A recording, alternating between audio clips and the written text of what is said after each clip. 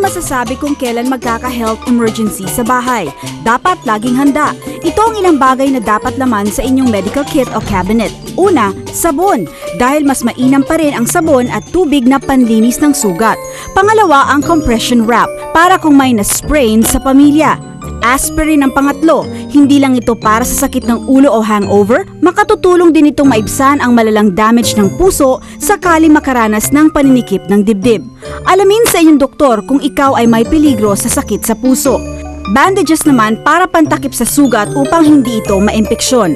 Mahalaga rin ang thermometer para sa temperature ng katawan kapag sinisinat o nilalagnat.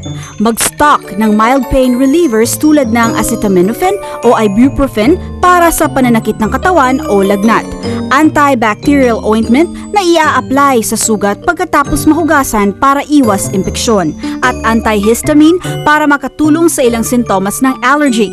Isama na rin ang hydrocortisone cream para sa pangangating dulot ng kagat ng insekto.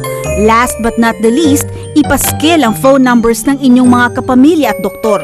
I-check ang inyong kit kada 6 na buwan para makasigurong hindi expired ang mga gamot at up-to-date ang mga emergency numbers.